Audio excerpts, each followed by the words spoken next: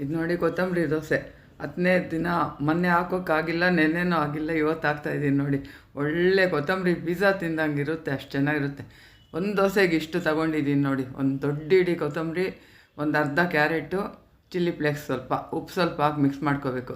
ದೋಸೆ ಹಿಟ್ಟು ನಮ್ಮದು ಮನೇಲಿ ಯಾವುದಿದ್ರೆ ಅದು, ಇಲ್ಲ ರವೆ ದೋಸೆ ಯಾವುದಾದ್ರೂ ಹಾಕ್ಕೊಳ್ಳಿ, ಚೆನ್ನಾಗಿ ಬರುತ್ತೆ. ದೋಸೆ ಹೆಂಚಿಗೆ ಹಾಕ್ಬಿಟ್ಟು ಈ ಥರ ಅಗಲ ಕುಜ್ಜಿಬಿಟ್ಟು, ಈಗ ನೋಡಿ ಉಪ್ಪಿಟ್ಟಿದು 1 ಲೋಟಕ್ಕೆ 5 ಲೋಟ ನೀರು ಹಾಕಿ ಮಾಡ್ಕೋಬೇಕು. ನಾನು ಒಂದು ಇಡಿಗೆ ಮಾಡಿದ್ದೀನಿ. ಅಲ್ಲಿ ನೋಡಿ ತಣ್ಣಗಾದರೂ ಹಂಗೆ ಇರುತ್ತೆ. ಇದು ಹಚ್ಚಿಬಿಟ್ಟು ಹೇಳ್ತಾಯಿದ್ರೆ ಬಾಯಲ್ಲಿ ನೀರು ಬರ್ತಾಯಿದೆ ನನಗೇನೆ, ಅಷ್ಟು ರುಚಿ ಇತ್ತು ಗೊತ್ತಾ. ಬಿಸಿ ಬಿಸಿ ತಿಂದಿದ್ದು ಏನು ಚೆನ್ನಾಗಿದೆ ಅಂತೀರ. ಇವಾಗ ನಾವು ಕಲಿಸ್ಕೊಂಡಿರೋದೆಲ್ಲ ಇದಕ್ಕೆ ಹಾಕ್ಬಿಟ್ಟು ಕೊತ್ತಂಬರಿ ಸೊಪ್ಪನ್ನ ಇದ್ರ ಮೇಲೆ ಸ್ವಲ್ಪ ಚಟ್ನಿ ಪುಡಿ ಇದ್ದರೆ ಉದುರಿಸ್ಕೊಳ್ಳಿ. ಇದಕ್ಕೆ ಕಾಂಬಿನೇಷನ್ನಾಗಿ ಚಟ್ನಿನೂ ಬೇಡ, ಏನೂ ಬೇಡ, ಅಷ್ಟು ಚೆನ್ನಾಗಿರುತ್ತೆ. ಬರೀ ಹಿಂಗೆ ತಿಂದುಬಿಡ್ಬೋದು, ಪಿಜ್ಜಾ ತಿನ್ನಂಗೆ. ತುಂಬ ಚೆನ್ನಾಗಿರುತ್ತೆ, ಮಾಡ್ಕೊಂಡು ನೋಡಿ.